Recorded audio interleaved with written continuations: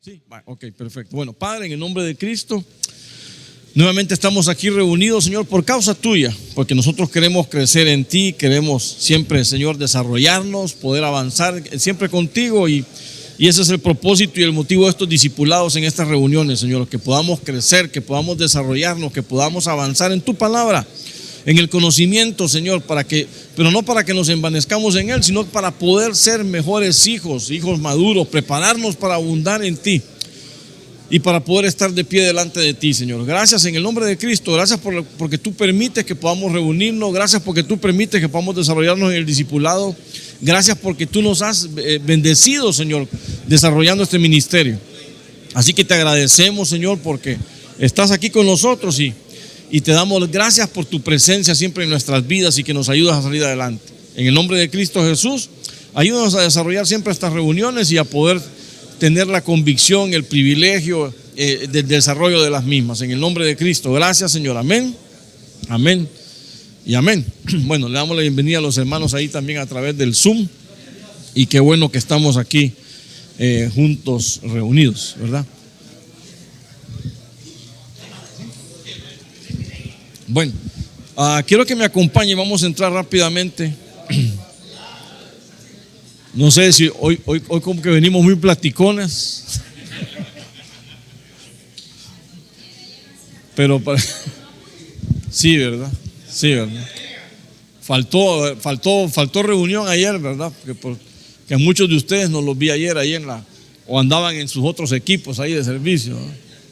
O no querían irse a solear saltando de carpa en carpa. Bueno,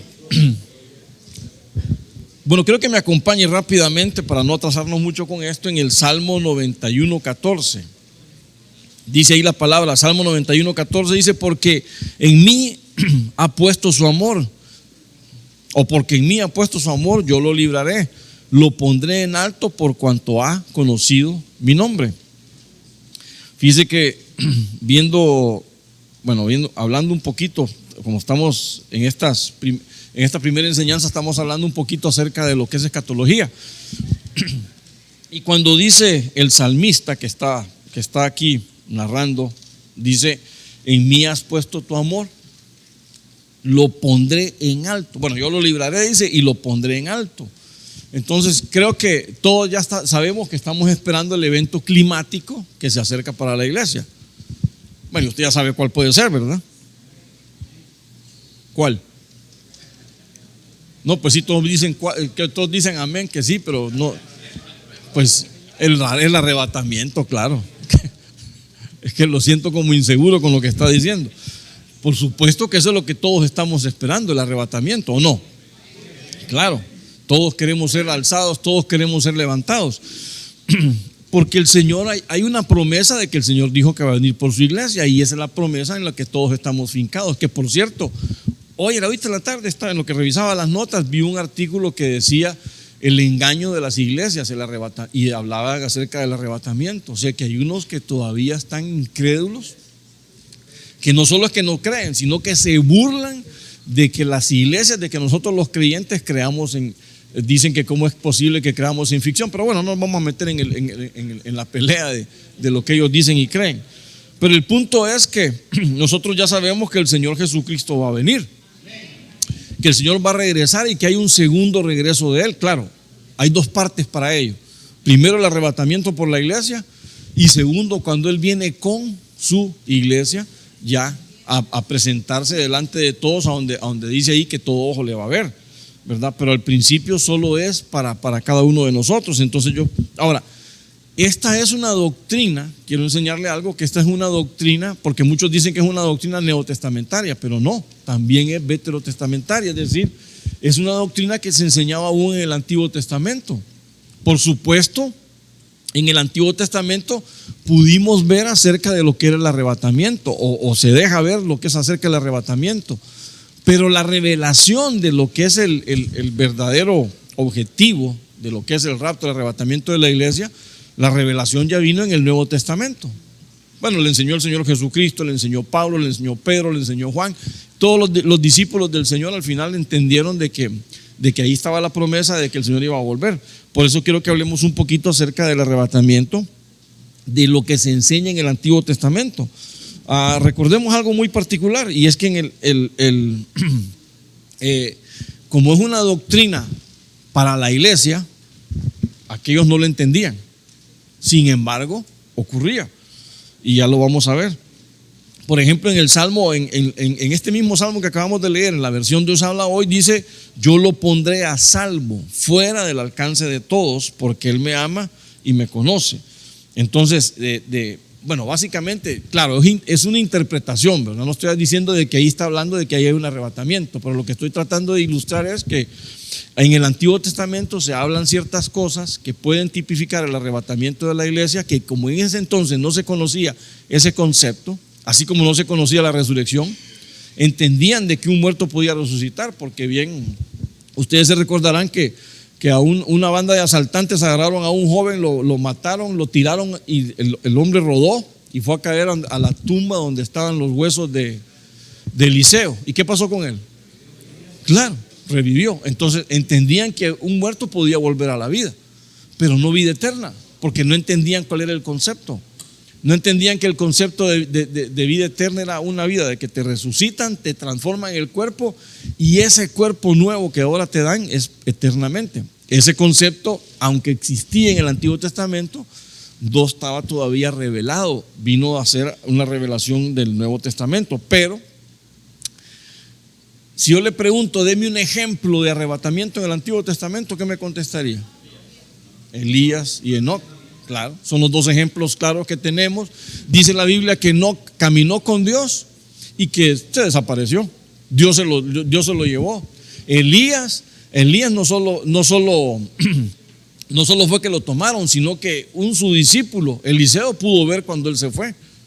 Y dice que un torbellino lo envolvió y lo llevó con el Señor. Entonces vemos que hay ejemplos claros acerca de arrebatamientos en el Antiguo Testamento, pero no tenían la revelación clara, o no tenían la revelación dada todavía para que ellos lo pudieran entender. Sin embargo, cuando vemos en la Biblia, vamos a ver algunos ejemplos. Quiero ver, por ejemplo, el misterio del águila volando. Aparte de que es un misterio, nos enseña y nos habla acerca de lo que viene el futuro. Es decir, estamos hablando de escatología. Desde ese entonces para adelante era escatología, y que obviamente es algo que todavía nosotros estamos esperando. Pero mire lo que dice Proverbios 30:18. Hay tres cosas que son incomprensibles para mí, y una cuarta que no entiendo: el camino del águila en el cielo, el camino de la serpiente sobre la roca, el camino del barco sobre el mar, y el camino del hombre en la doncella. Ahora, yo no me quiero detener en los otros tres puntos, sino principalmente en este caso menciona el proverbista, el primero: el camino del águila en el cielo, porque ese es el que me llama la atención. ¿Por qué? Porque es el misterio del águila volando. Es decir, el proverbista mira que hay una entidad, en este caso el águila, que vuela por el cielo. Pero ¿cómo seguirle el rastro al águila? ¿Cómo entender cómo el águila vuela? ¿Cómo entender cómo hacerlo? Ahora, ¿de qué están hablando ahí? ¿Del animal que estaba volando? Bueno, probablemente sí, pero lo tenemos que aplicar en el contexto actual acerca de la revelación del arrebatamiento. Y cuando ya vemos eso, entonces vemos algunos puntos interesantes. Por ejemplo, el primero: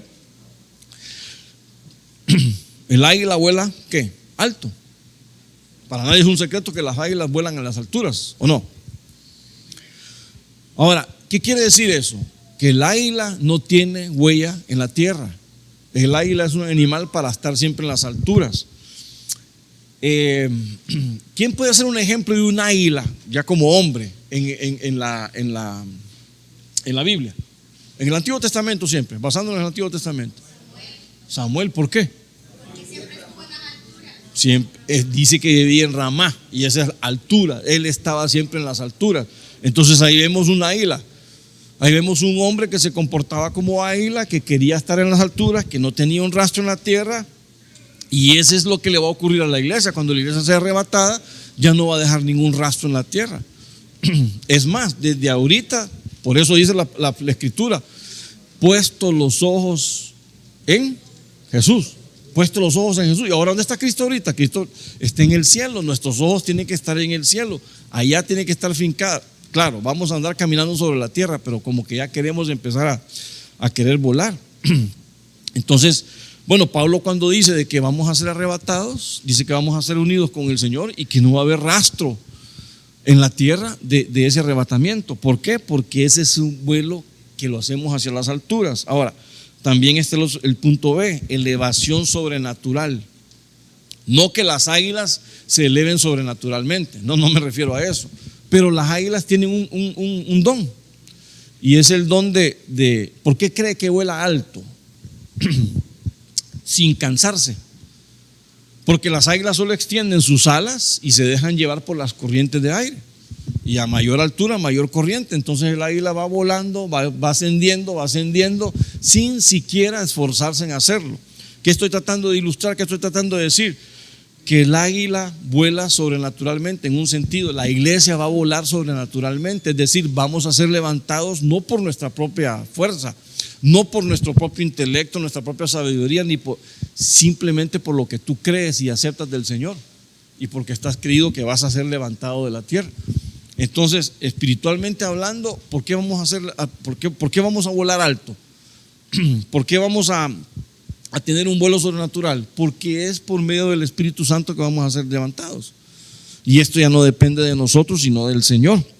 Y bueno, Pablo lo dice también claramente, dice de que el Espíritu que levantó de los muertos a nuestro Señor Jesucristo nos vivificará. Claro, ahí está hablando de resurrección, pero la resurrección conecta con el arrebatamiento, porque Pablo también dice en Tesalonicenses que los muertos en Cristo van a resucitar primero, ahí viene la conexión, y después los que estemos vivos seremos transformados, que es un cuerpo vivificado, para luego ser levantados al cielo y poder estar así juntos con el Señor, ¿de acuerdo? Entonces ahí estamos viendo el vuelo sobrenatural del águila. También que hay una separación de la tierra, como estábamos hablando hace unos momentos. El águila no está en el suelo, el águila no vive en la tierra. El águila es un animal, es un ave que siempre está remontando los cielos. Esto representa a nosotros como creyentes. ¿Dónde tenemos que estar fincados entonces? En las alturas. Tenemos que estar siempre arriba, tenemos que estar siempre con Cristo. El Señor fue bien claro y nos dijo allá en Juan 14: yo os prepararé el lugar, y cuando ya esté eso listo, yo vengo por ustedes, los tomo, y a donde yo esté, ustedes también estarán. Ahora, ¿dónde mora el Señor?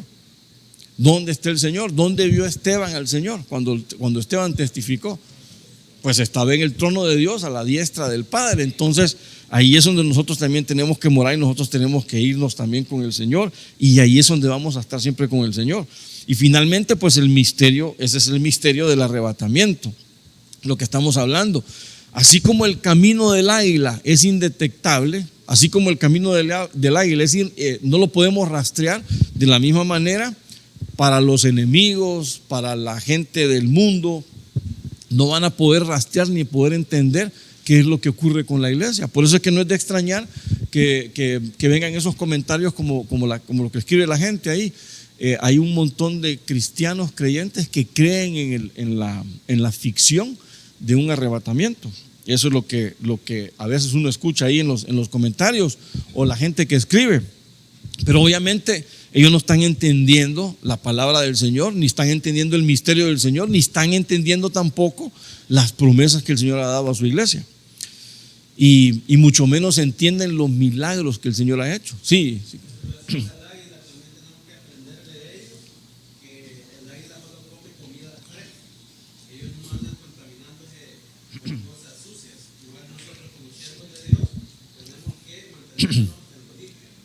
Correcto, amén. Esa es santidad, buscar siempre la santidad. Pablo dijo: yo les digo un misterio, no todos moriremos, pero todos vamos a ser transformados, todos vamos a ser renovados, todos vamos a tener un cuerpo nuevo, un cuerpo listo, preparado para poder volar. Entonces ese es lo que yo pude ver ahí del misterio del águila volando, ¿verdad? Ahora, brotarán alas de águila, dice, eso lo dice Isaías 40:30, dice: aún los mancebos se fatigan y se cansan, los jóvenes tropiezan y vacilan, pero los que esperan en el Señor renovarán sus fuerzas. Dice, se remontarán con alas como las águilas. correrán y no se cansarán, caminarán y no se fatigarán. Entonces aquí vemos el segundo punto, que dice de que vamos a tener esas alas como las águilas. Note algo, vamos aquí tal vez por partes, porque aquí dice el texto que número uno es para quiénes. ¿Para quiénes se da esto? Para los que esperan en el Señor, claro. Entonces ellos van a renovar sus fuerzas. ¿Ya te renovaste después de la soleada de ayer? Ahora, ¿por qué pasa eso? Bueno, porque actualmente nosotros vivimos de cansancio en cansancio. Es más, la Biblia dice que hasta el Señor Jesucristo, en el cuerpo que Él estuvo, Él se cansaba de tal manera que podía dormir en el cabezal de un barco al que le estaba azotando una lluvia y no se despertaba. Bueno, quien diera tener el buen sueño que tenía el Señor, ¿verdad? Pero ¿cuál es el punto? Dice que tendrán nuevas fuerzas. El águila se renueva. El águila se renueva y es la forma en que nosotros los creyentes tenemos que estarnos renovando también. Pues ya hemos escuchado mucho acerca de las águilas, cómo se golpean para renovar su pico, renovar sus garras. Pero el punto importante aquí es que nosotros, ¿cómo vamos a ser renovados nosotros los creyentes? Cuando seamos transformados y nos den un cuerpo nuevo. Ahí vamos a ser renovados porque la fuerza que nos van a dar es una fuerza para vivir eternamente. No es ahorita como cuando has pasado un tiempo de ayuno, comes un poco y ya te sientes revitalizado. No estamos hablando de eso, sino que estamos hablando de que va a ser renovar fuerzas. El que espera en el Señor renovará sus fuerzas, pero es para tener una vida eterna. También dice que nos vamos a poder remontar. Bueno, otra versión dice remontar, o esta dice remontar, otra versión dice levantar las alas como las águilas. Entonces eso también nos está enseñando que cuando tú y yo estamos depositando nuestra confianza en el Señor, Él es el que va a operar en nosotros el poder ser llevados a su presencia. Y ahora, la confianza es otra cosa que hay que hablar, porque cuando dice ahí que nosotros esperamos en el Señor, no es una inacción, es todo lo contrario. Tenemos que estar con un estilo de vida siempre centrado en todo lo que el Señor quiere para cada uno de nosotros. La obediencia, la fe, buscar santidad, apartarse del mal y buscar siempre el bien. Todo ese tipo de cosas son las acciones que nos deben de definir y marcar a cada uno de nosotros como creyentes. Entonces lo que tenemos que hacer es que desarrollar una vida de piedad, desarrollar una vida piadosa. El decir que yo estoy esperando en el Señor, ¿qué significa? Que estoy viviendo para Él. El decir que yo estoy esperando en el Señor significa que yo soy obediente a lo que Él quiere, y eso es una vida piadosa, y eso es lo que me podría a mí. No estoy diciendo que me va a garantizar, ¿verdad? Porque el Señor dice que nosotros tenemos, bueno, aquí tengo el texto, por cierto, creo yo, ¿verdad? ¿Sí o no? Vamos a ver. Dice Lucas 21:36: Amas, velad en todo tiempo, orando para que tengáis fuerzas, dice, para escapar de todas estas cosas que están por suceder y que puedas estar de pie delante del Hijo del Hombre. Bueno, este es un texto bonito, porque la versión 60 lo dice de esta manera: para que seáis tenidos por dignos. Entonces, no es que por tu tiempo de comunión, de oración, de devocionales, es que tú ya eres digno de ir arrebatado con el Señor. De ninguna manera. Tenemos que orar para decirle: Señor, que yo sea tenido por digno. No es que seamos dignos, que el Señor nos va a dignificar tal vez, pero no es porque nuestras prácticas religiosas o nuestras prácticas piadosas nos vuelvan dignos. No, lo que pasa es que obviamente al tener una buena comunión vamos a tener una buena relación con el Señor. Al tener una buena relación con el Señor vamos a aprender a ser obedientes de Él, obedientes de su palabra y gozarnos en ella, ¿sí, hermano? Esto también nos enseña a velar, dice, también es Claro. mantener limpia nuestra vestidura, estarnos limpiando, velando en que nuestras vestiduras estén limpias también, para ser dignos. Velar y orar están relacionadas, son vinculantes las palabras. Es decir, si yo estoy velando es porque me mantengo expectante a la venida del Señor. Sí tiene que ver con limpieza, obviamente, pero más que limpieza es estar expectante a la venida del Señor. Estar despierto para que cuando el Señor venga me encuentre desarrollando la actividad. Entonces, esa es la parte a donde nosotros tenemos que ir como águilas. Ahora, mire, el número 3, los piadosos son arrebatados. Ese sí abiertamente lo dice el libro de Isaías 57:1. El justo perece y no hay quien se preocupe. Los hombres piadosos son arrebatados, dice, sin que nadie comprenda que antes el mal, que ante el mal es arrebatado el justo. Entonces, aquí estamos hablando, bueno, Isaías nos está hablando realmente del porqué del arrebatamiento. Obviamente, yo no sé si Isaías logró entender o no de qué estábamos hablando ahí, pero cuando ya Pablo nos enseña que viene un arrebatamiento antes de un periodo difícil en el mundo, entonces ahora nosotros entendemos mejor este texto, porque dice que aparte que dice que los piadosos mueren, no la mala hierba, sino que los piadosos. Por cierto, hablando de mala hierba, ¿usted ha fijado que cuando siembra su zacatillo ahí en la casa, aparece la mala hierba y es lo más difícil de desterrar? Por mucho que usted la está arrancando, al siguiente turno va a tener que volver a hacer lo mismo porque siempre le va a aparecer. Y por mucho que eche ahí, le esté poniendo urea o poniéndole y regándole veneno, siempre vuelve a aparecer. O sea, necia la mala hierba, ¿verdad? Bueno, más o menos así pasa aquí también. Sí, se crece sin sembrarla, ¿verdad? Ahora, mire lo que dice aquí. Dice que el justo perece y no hay quien se preocupe. Los hombres piadosos son arrebatados. Entonces, aquí hay dos cosas que suceden siempre que tiene que ver con la iglesia, ¿verdad? Porque los cristianos, nosotros los creyentes, por muy justos que seamos, no estamos exentos de partir antes del tiempo que el Señor estableció para un arrebatamiento. ¿Cuántos no se nos han adelantado?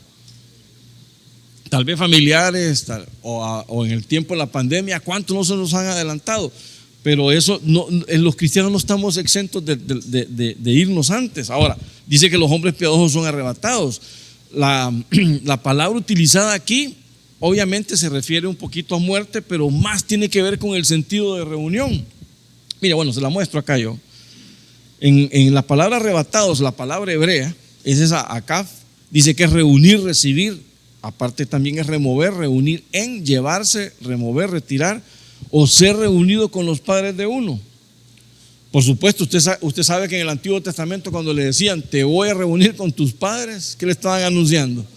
Sí, claro, ya te vas, ¿verdad? Arregla tu casa porque ahora te vas a reunir con tus padres, les decía el profeta. Pero la que estamos tratando de ver es que también dice de qué es recibir o que es reunir. Y nosotros, cuando seamos arrebatados, ¿qué va a suceder? Vamos a reunirnos con nuestro Señor, vamos a estar unidos a Él, vamos a estar siempre con Él. Entonces, la palabra también está asociada con arrebatamiento y tiene que ver con, obviamente, con nuestra reunión con el Señor. Ahora, lo interesante de este caso es, ¿qué es lo que nos está diciendo el texto? Los hombres piadosos son arrebatados sin que nadie comprenda que ante el mal es arrebatado el justo. Es lo mismo que el Señor nos está diciendo a nosotros, y es la garantía que el Señor nos está dando a nosotros de que nosotros vamos a ser apartados del gran mal que es los tiempos tribulacionales que van a venir, ¿verdad? Los famosos 7 años de tribulación y gran tribulación. Vamos a ser apartados, vamos a ser separados de ellos. Ahora, por eso es que tenemos que ser gente piadosa, que digamos, vamos a orar para ser tenidos por dignos de escapar, de estar aparte de eso, de no ser parte de ese mal momento, de no ser parte. Entonces la vida de piedad es algo más que orar. La vida de piedad es algo más que, Pablo le dijo a Timoteo, ¿verdad? Timoteo, ejercítate ¿en qué? En la piedad. Yo miro que ustedes se ejercitan, así como tengo aquí un par que se van al gimnasio en la madrugada, bueno, no sé qué tan madrugada, pero van al gimnasio a ejercitarse en las pesas, en los músculos. Y está bien, pues Pablo dice, eso aprovecha, está perfecto, pero aprovecha para esta vida. Pero el aprovechamiento eterno para esta y para la futura vida es la piedad. Entonces, cuando nosotros nos enfocamos en una vida piadosa, ¿de qué estamos hablando? Bueno, tiene que ver con la búsqueda del Señor, tiene que ver con una vida de obediencia, tiene que ver con una vida centrada en la palabra, tiene que ver con una vida de fe. Cuando hablamos de fe es que yo voy a creer todo lo que Dios a mí me diga. Ahora la pregunta es, ¿creemos todo lo que la palabra dice? ¿Sí? ¿Creemos todo lo que la Biblia dice? ¿Y entonces por qué tenemos problemas?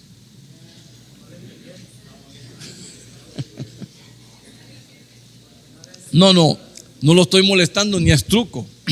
El problema es que a veces nos metemos en líos por no obedecer la palabra. A veces nos metemos en líos por no desarrollar bien la escritura. Y ese es el problema de todo esto. Entonces, cuando nosotros oramos, cuando nosotros vamos a la palabra, buscamos ser obedientes, claro, a veces fallamos y estamos de acuerdo. Entonces pedimos, nos limpiamos, pedimos perdón, buscamos la misericordia de Dios y nos apartamos. Excelente, vamos por el camino correcto. El punto es que son las prácticas que debemos de mantenernos ejercitando. Y eso es lo que la Biblia dice, que los hombres piadosos son arrebatados. Entonces, Isaías identifica quiénes son los que de alguna manera, no diría que califican, pero que están cerca de poder alcanzar el privilegio del arrebatamiento. Tenemos que buscar la vida de piedad.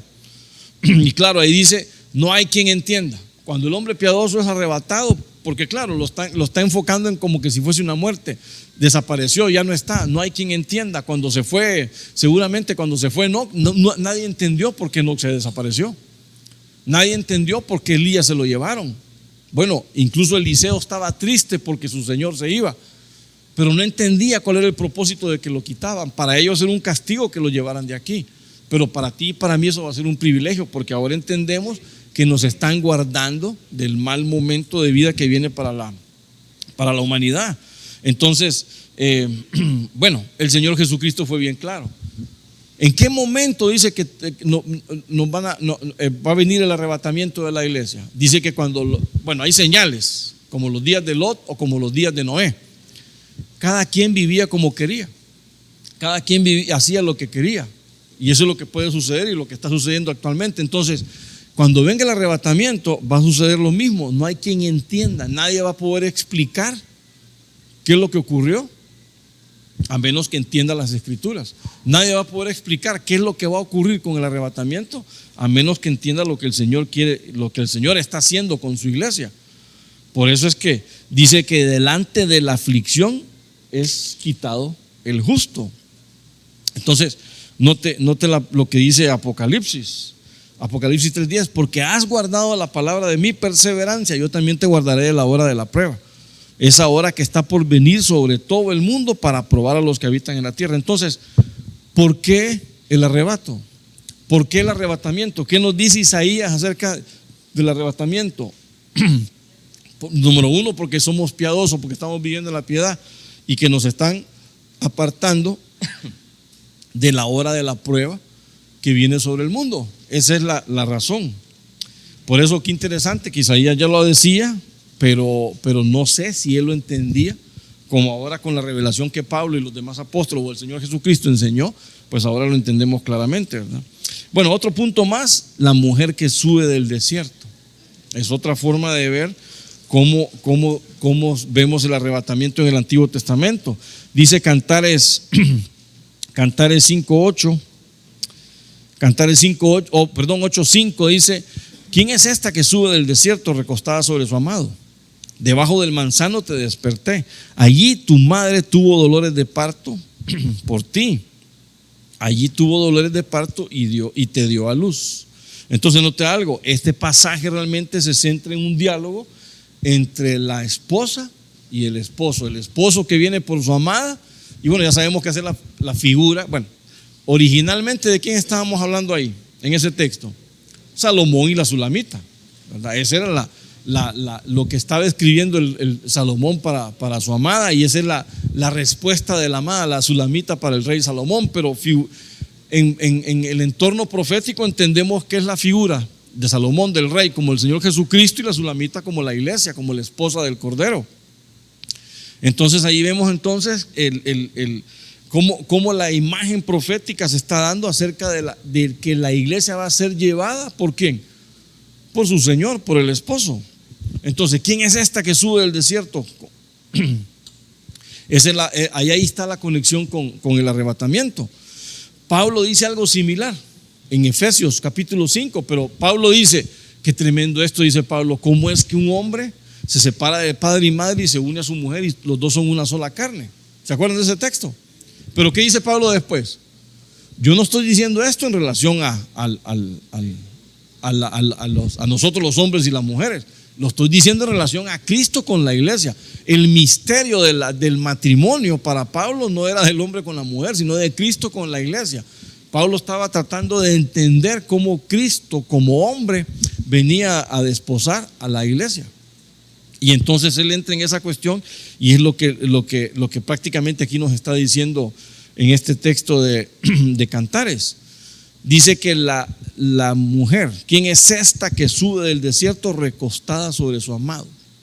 Cantares 8:5 nos estaba hablando de cómo el Señor vendrá por su iglesia, de cómo el Señor vendrá. Entonces dice, ¿quién es esta que sube por el desierto? Sube del desierto, es la iglesia que está ahorita actualmente en el mundo.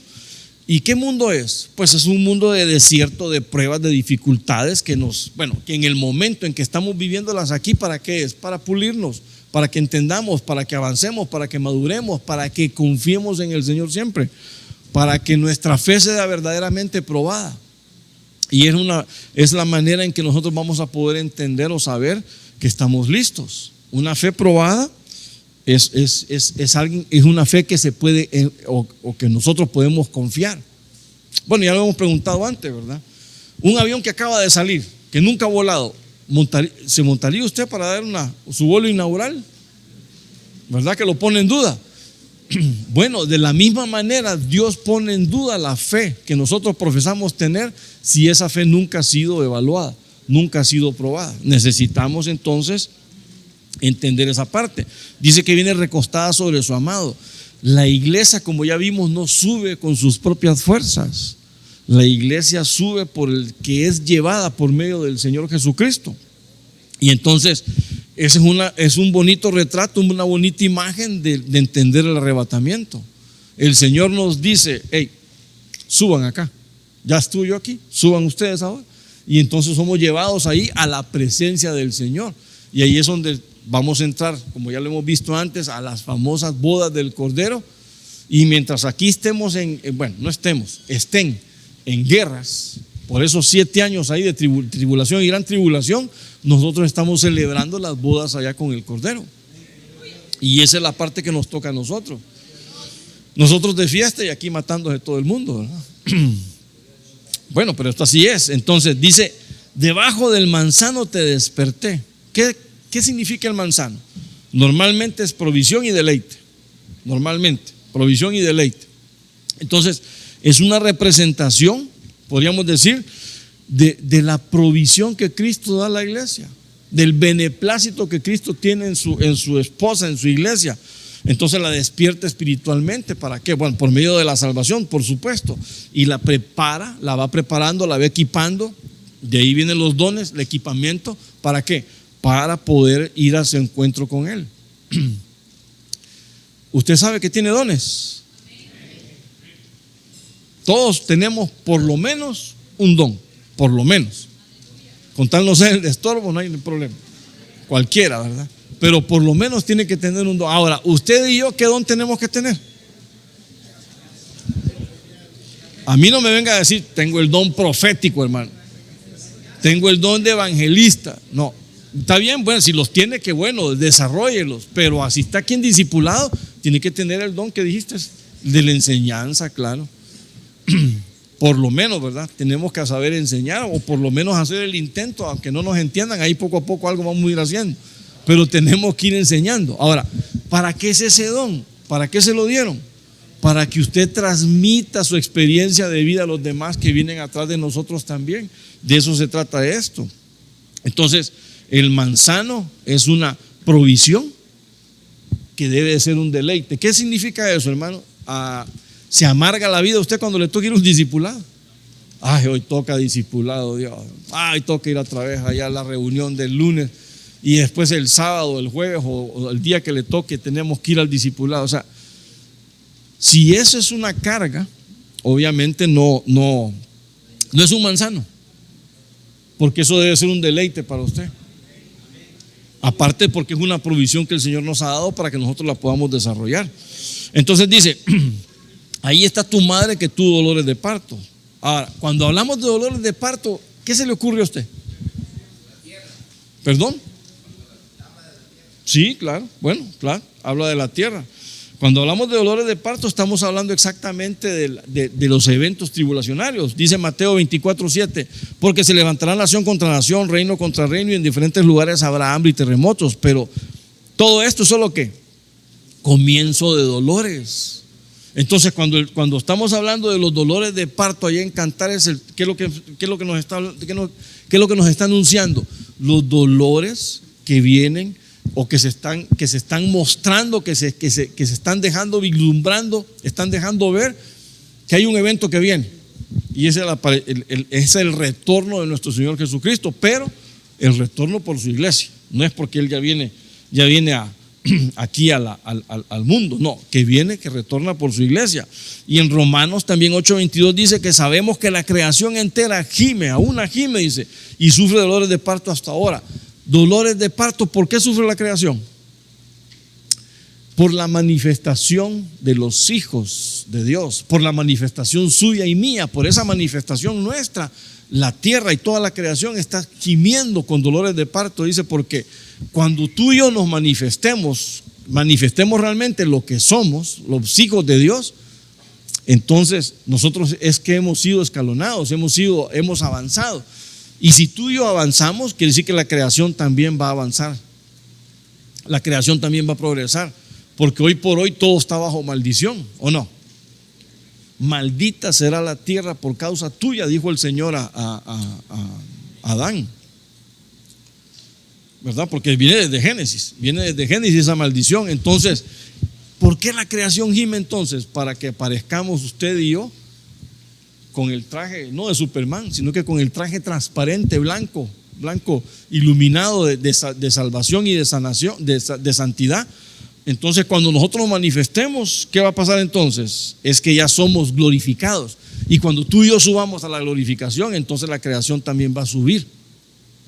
Y por eso es que dice Pablo, por eso es que habla de los dolores de parto. Entonces, Eclesiastés está hablando de dolores de parto y nos está anunciando un evento que después el Señor Jesucristo dijo que esos dolores de parto son simplemente las señales de que Él pronto regresa, de que Él pronto viene. Simplemente era algo que no lo entendíamos en aquel entonces, en el Antiguo Testamento, pero ya con la revelación fresca del Nuevo Testamento ya se puede comprender. Bueno,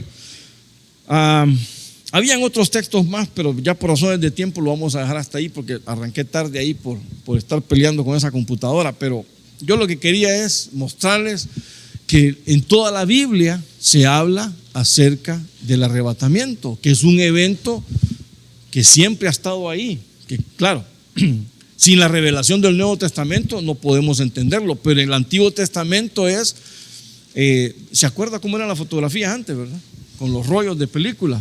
Bueno, Doc, yo sé que cuántos rollos no dejó por ahí tirados, ¿verdad? Entonces, el Antiguo Testamento es un rollo en negativo, que cuando lo ponemos en la luz del Nuevo Testamento, ahí se nos revela la imagen clara de lo que estamos hablando y de lo que el Señor quiere mostrarnos. Amén, amén y amén. Bueno, lo vamos a dejar hasta aquí ahorita y vamos a dar paso a